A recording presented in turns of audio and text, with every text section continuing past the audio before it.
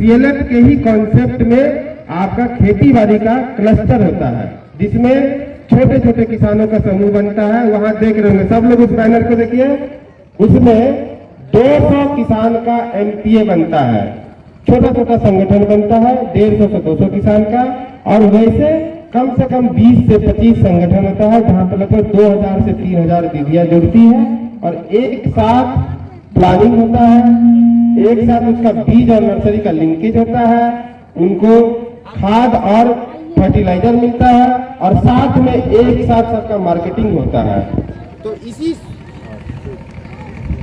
उसी को agriculture production cluster बोलते हैं, यानी कि कृषि उत्पादन क्लस्टर, जहां पे 2000 से 3000 किसान जुड़ते हैं और एक सोच के साथ आगे बढ़ाते हैं।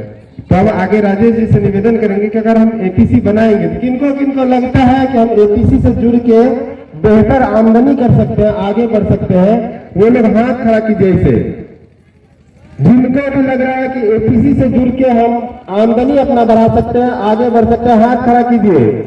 इधर का दीदी लोग बोला नहीं हम नहीं जुड़ेंगे। की दीदी नहीं करना थे कि नहीं करना थे?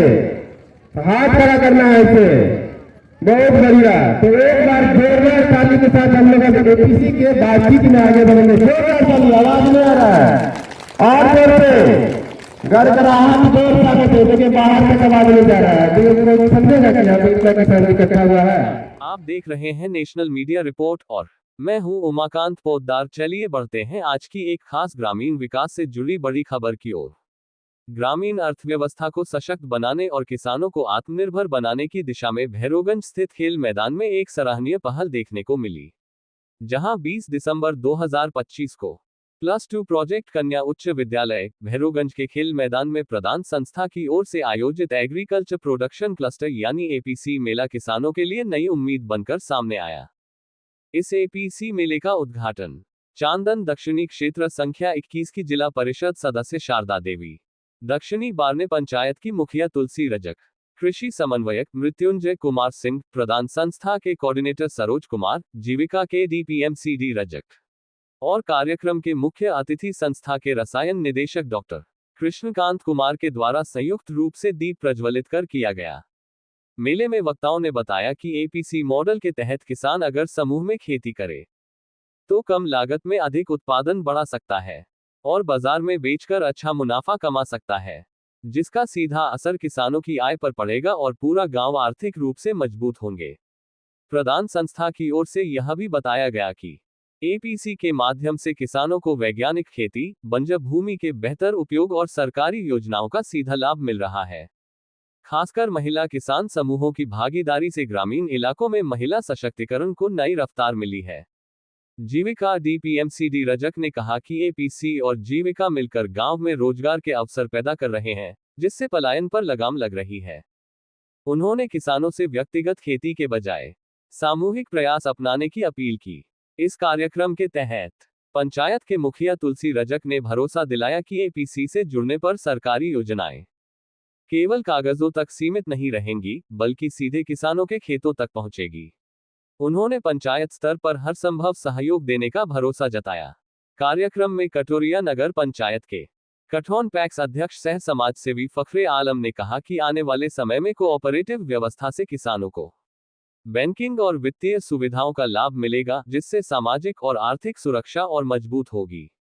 इस एपीसी मेले को सफल बनाने में प्रधान टीम के रिया कुमारी, अनुराग कुमार, शुभम राज, राजेश परिदा, अशोक यादव, संजीव झा, मुकेश रंजन पात्रा, पारुल कश्यप, बिट्टू मंडल और सैकत चट्टोपाध्याय के साथ सहायक रसायन निदेशक डॉक्टर कृष्णकांत कुमार का अहम योगदान रहा। बताया गया कि इस कार्यक्रम को एक्सिस बैंक लिमिटेड का वित्तीय सहयोग मिला है, जो कटोरिया और चांदन प्रखंड में एपीसी प्रमोशन में सक्रिय भूमिका निभा रही है। वहीं किसानों को संगठित और जागरूक करने में नुनलाल यादव, चांदमुनी किस्कू और एंजेला हंसदा का विशेष योगदान रहा। कुल मिलाकर एग्रीकल्चर प्रोडक्शन क्लस्टर मेला किसानों की आय बढ़ाने, रोजगार सृजन और ग्रामीण विकास की दिशा में एक मजबूत कदम साबित हो रहा है। ऐसी ही जमीनी और सकारात्मक खबरों के लिए चैनल को लाइक करें, सब्सक्राइब करें और वीडियो को शेयर जरूर करें। मैं हूं उमाकांत पोद्दार, धन्यवाद। मैं जीविका दीदी को थोड़ा सा स्मरण दिलाना चाहता हूं कि आज का जो मुख्य उद्देश्य है संगठित किसान समृद्ध किसान, आपने संगठित का बहुत बड़ा प्रमाण दे रखा है।